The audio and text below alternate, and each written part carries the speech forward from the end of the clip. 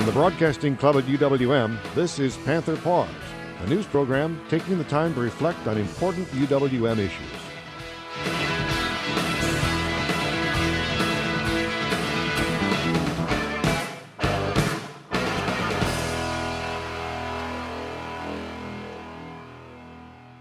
Welcome to this edition of Panther Pause, and today we're going to take a short and sweet look at a student here on campus who is he's an anthropology major, but Brandan Murphy also plays Irish guitar and he sings as well, and we're going to talk about his experiences with the Celtic Studies program here at UWM. So Brandan, thanks for joining us on the show. Good to see you. Good to see you too. So I just want to, you're originally from Milwaukee, but you're an anthropology major, but you're also in the Celtic Studies program. So explain your experiences with that. I've taken Irish last year and this year as my foreign language, and I've taken other languages, French and Spanish, but my family is actually from Ireland. My grandpa's from Ireland, so I thought it'd be really interesting to take Irish as a language, and so far I've had a fantastic experience with it so far. So. Now, have you taken any other Celtic Studies programs, such as maybe more folklore program or classes like that? No, but to be honest, I think I've been introduced to that a lot throughout my childhood. Just songs and stories.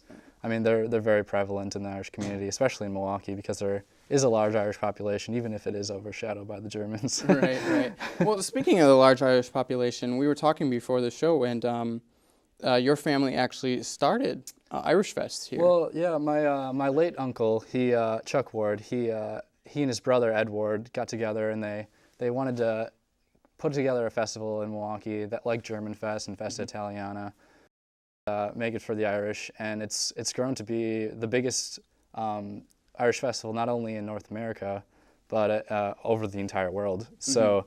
It's been a great privilege for me to be a part of that. Besides for Ireland, of course. Right.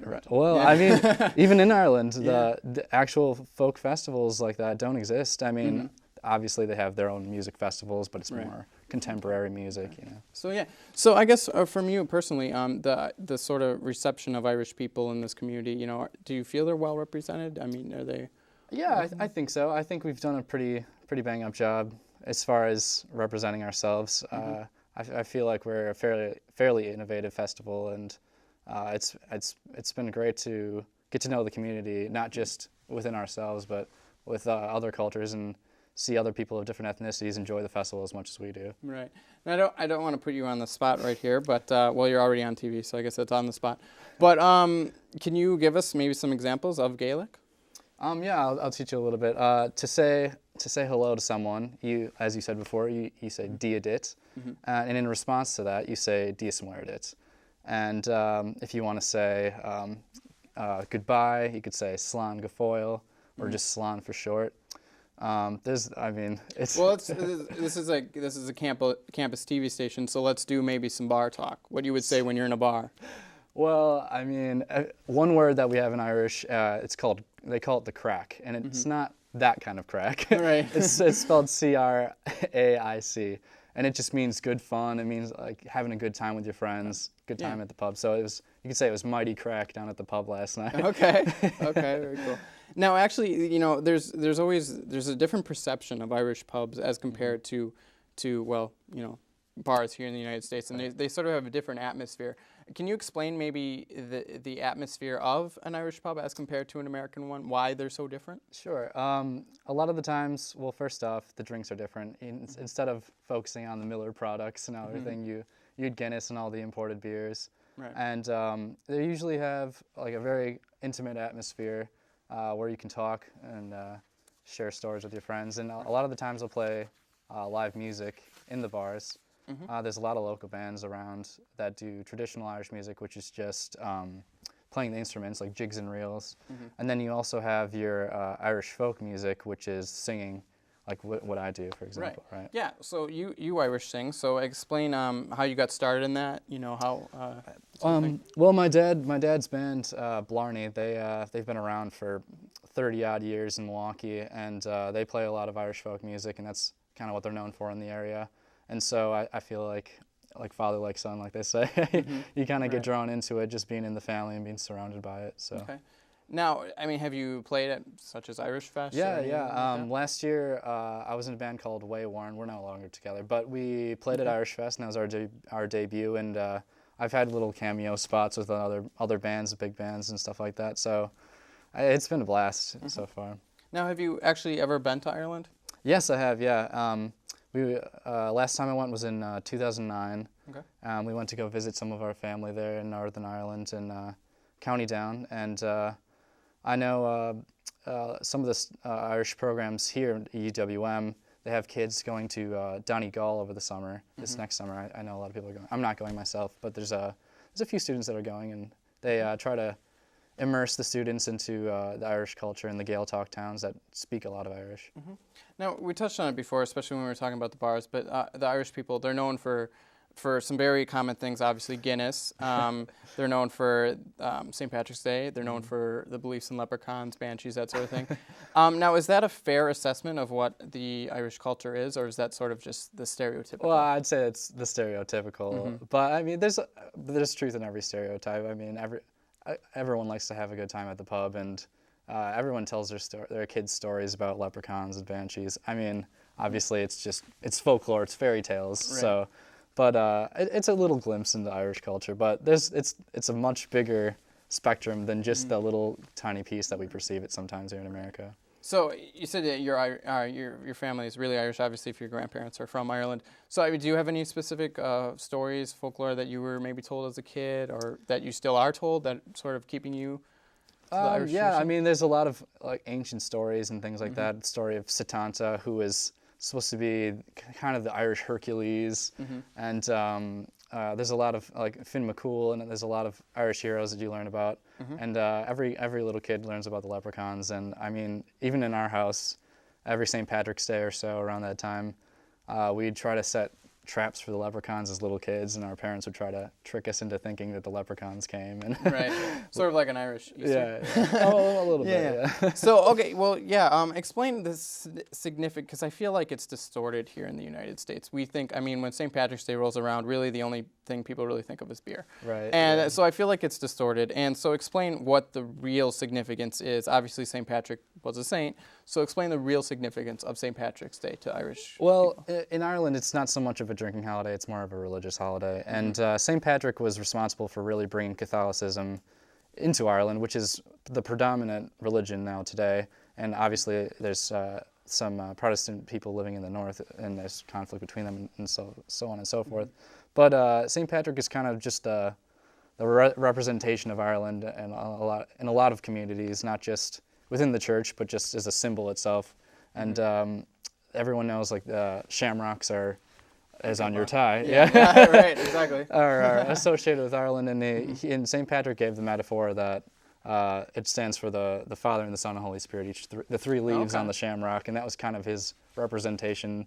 That's the story how it goes, at least. Okay. Yeah. Now we talked about folklore, and one story I know about St. Patrick is actually he was the man responsible for getting rid of, I guess, snakes on the island, and that's really the only. I mean, are there snakes in Ireland? There's not any snakes in Ireland. There aren't. Okay. And I think that would give testament to the story. But I have done my research, and they say that there's never been any snakes in Ireland. Okay. It's far too cold. All right. Now, we're almost at the commercial break, so I want to quick talk about some Irish music. What it's obviously it's a lot different. When we think Irish music, we think of harps and that sort of thing, and even bagpipes. What is the difference, I guess, between the genre of American music and what makes Irish music so special? Well, I think Irish music does give a lot of testament to American music. There's a lot of roots in American music that you can draw all the way back from Ireland. A lot of music in bluegrass and from the Appalachian Mountains comes from Irish music. And I feel like that it at least the folk aspect tells a lot about stories, like you said, the folklore and everything. And it tries to paint a picture in your mind of what the story is. It's a very intimate type of music. Yeah. Okay. Well, our viewers will actually get to hear that coming up next, because when we return, Brandan is going to actually perform live for us here in the studio. So you don't want to miss that. So don't go away.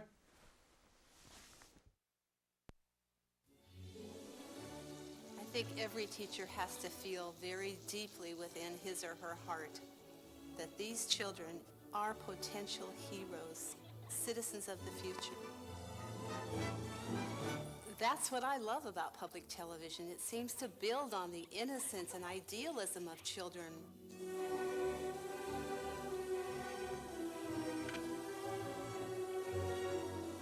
We can imagine the future. We can construct it. We can create it. I feel that by remembering public television in an estate plan, we are contributing to the very values that we've nurtured right here now. We're really leaving this rich legacy to the children of the future. It's so true that one person, just one, can make such a difference.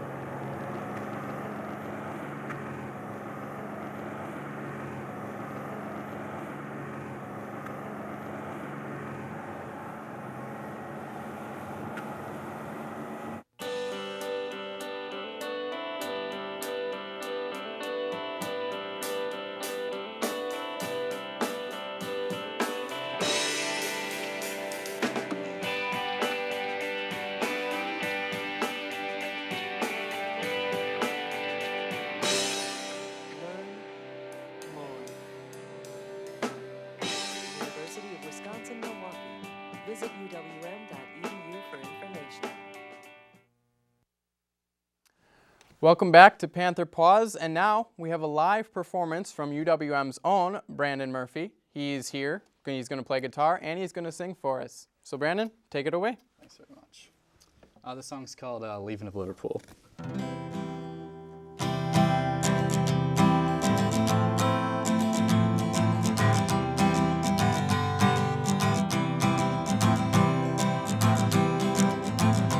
Fare thee well to Prince's Landing Stage, Mersey River, fare thee well.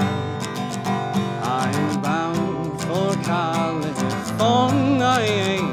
but I hope that I return someday. So fare thee well, my own true love, and when I return, united we will be. It's not the leaving of Liverpool that grieves me, but me, darling, when I think of thee. I have signed on a Yankee sailing ship, Davy Crockett is her name. Owen Purchase is the captain of her, and they say that she's a floating shame.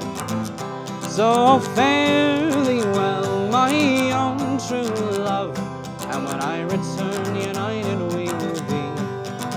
It's not the leaving of Liverpool that grieves me, but me, darling, when I think of thee.